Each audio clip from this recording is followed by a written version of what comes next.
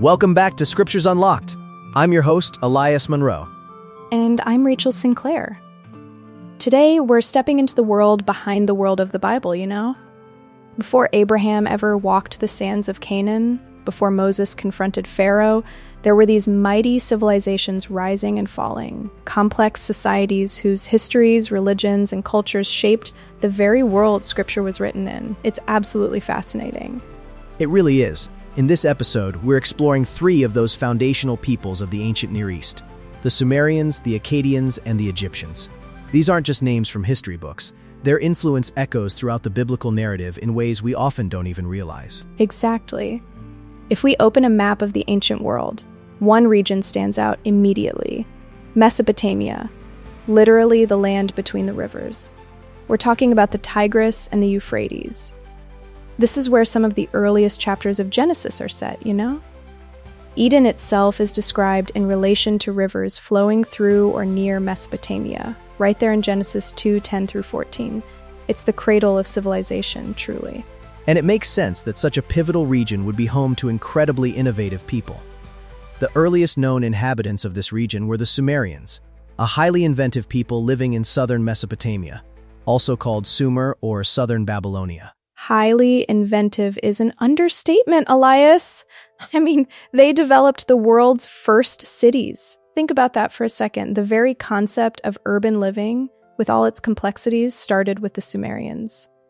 They also gave us the earliest known writing system, cuneiform, which is just mind-blowing when you think about how foundational that is to human history.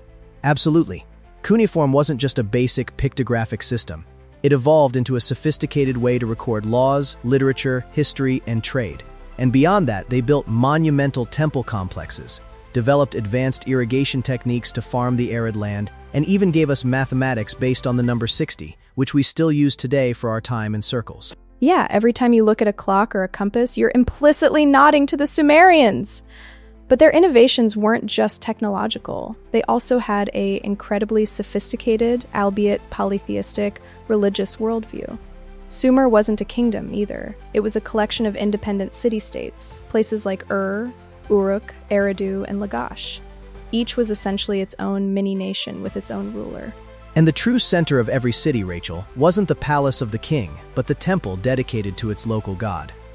According to the Oxford History of the Biblical World, the temple wasn't just a religious site, it functioned as the economic and administrative heart of the city. Think about that integration, how deeply religion was woven into daily life. It meant the priesthood held enormous power, controlling resources, organizing labor, and essentially running the city. Religion, economy, and politics were deeply intertwined, creating this really unique theocratic structure.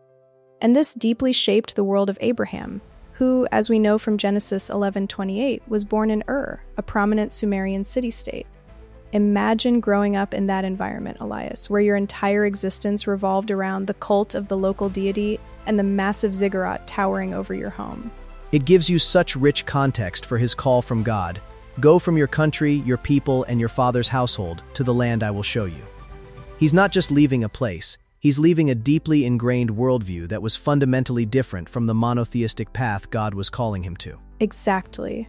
Now, moving just north of Sumer, we find the Akkadians, a Semitic-speaking people.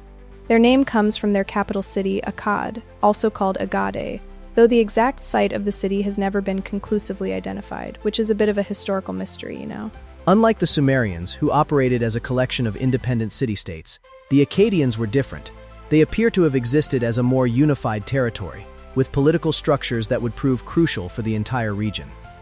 This idea of a larger, unified state was something new and powerful. And around 2300 BC, a man rose to power who would truly transform history: Sargon of Akkad. He's often considered the world's first great empire builder. According to historian Mark van de Meerup, Sargon created the first territorial state in history, extending control over all of Mesopotamia. Think about the logistical challenge, the military prowess, the administrative genius required to do that for the very first time. He unified Sumer in the south with Akkad in the north, essentially linking two distinct cultures into one vast political system. This wasn't just a conquest, it was the creation of a new kind of political entity. And biblically, this matters immensely. This era, this shift from independent city-states merging into massive empires, is the direct background of the world in which Abraham lived. These early empires set the stage for later powers like Assyria and Babylon, both of which dominate biblical history and profoundly impact the nation of Israel. It's like Sargon drew the blueprint for future imperial ambitions. Absolutely. It really shows us that the biblical narratives aren't just happening in a vacuum. They're set against this dynamic, evolving geopolitical landscape. Now turning west, away from Mesopotamia, we come to another colossal civilization, Egypt, a land defined not by two rivers, but by one, the majestic Nile. The Nile is everything to Egypt. It's often called the gift of the Nile because its annual, predictable flooding brought fertile silt, enabling agriculture in a desert land. This consistent, life-giving rhythm of the Nile, I think, fostered a more optimistic and cyclical worldview in Egypt compared to the more unpredictable, sometimes violent rivers of Mesopotamia. That's a great point. Egypt itself was divided into two main regions for much of its early history. Lower Egypt, which was the northern Delta region, and Upper Egypt, the southern Nile Valley. These two distinct regions developed independently for thousands of years, each with its own customs and symbols. But around 3000 BC, that all changed. A powerful ruler named Menes, often identified with Narmer, unified Upper and Lower Egypt. Archaeologists point to the famous Narmer palette, discovered at Heracompolis, which famously shows Narmer wearing both the white crown of Upper Egypt and the red crown of Lower Egypt. This artifact isn't just a pretty carving. It's a powerful symbol of national unification and the birth of a unified state. And with this unification, Egypt entered its archaic period, and something profound emerged, the institution of divine monarchy. This wasn't just a king. Egyptians believed the pharaoh was not merely chosen by the gods, he was actually the incarnation of Horus, the sky god. Think about the weight of that belief system, Rachel. It shaped Egyptian culture profoundly, Elias. The pharaoh wasn't just a political leader, he was a living god on earth, the ultimate mediator between the gods and humanity. His primary responsibility was to maintain ma'at, cosmic order, justice, and harmony. Every aspect of society, from law to agriculture, was seen as dependent on the pharaoh's divine role in upholding ma'at. And this belief system becomes absolutely essential when reading Exodus. When Moses declares, "Let my people go," he's not just confronting a powerful king or a formidable military leader. He's confronting a supposed god incarnate. The plagues aren't just natural disasters. They're direct attacks on the various Egyptian deities and, crucially, on Pharaoh's very divinity. Understanding Egypt's theology reveals the true cosmic drama embedded in the biblical narrative. Yeah, it elevates the entire story, doesn't it? It's not just a contest between two men, but between the God of Israel and the entire pantheon of Egyptian gods embodied in Pharaoh. So this brings us to the big question. Why does all this ancient history matter for us as Bible readers today? Because Scripture didn't emerge in a vacuum, Rachel. It was shaped both within and often in direct response to the cultures around Israel. Understanding these foundational civilizations provides such crucial context. For example, the Sumerian city-temple system, where polytheism was central and intertwined with every aspect of life, contrasts so sharply with Israel's developing monotheism, where there is one God who demands exclusive worship. And Akkadian imperialism, which we talked about with Sargon, absolutely foreshadows the later empires that Israel would face: the Assyrians, the Babylonians, the Persians, the Greeks, the Romans. It gives us a framework for understanding Israel's constant struggle with larger, more dominant powers, and how their identity as God's people was continually challenged by imperial ambitions. And Egyptian divine kingship, which we just covered, becomes the perfect backdrop for God's incredible demonstration of his supremacy in Exodus.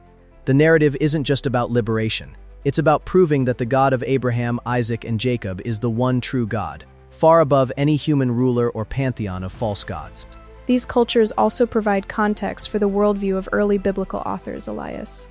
Think about the flood stories, for instance. Flood narratives existed in Sumerian literature, like the Epic of Gilgamesh, long before Genesis was written.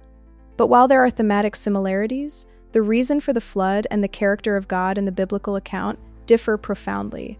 It's not just a copy, it's a reinterpretation with a distinct theological message. Exactly. Mesopotamian creation myths also share some themes, but they contrast so sharply with the biblical creation account in Genesis.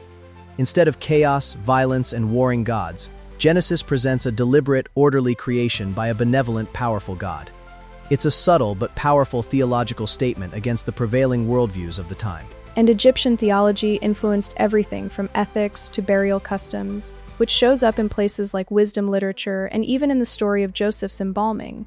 When we understand the world of the Bible, the cultural assumptions, the political realities, the religious beliefs that surrounded Israel, we understand the message of the Bible so much more deeply. It brings the text to life, doesn't it? It truly does. It transforms it from a flat, ancient text into a vibrant conversation, a living word engaging with its contemporary world.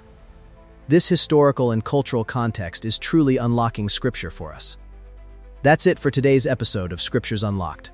We'll see you in the next one. Until then, may your study be rich, your curiosity alive, and your understanding of Scripture ever deepening. It's such a journey, and we're so glad you're on it with us. Thanks for listening, everyone.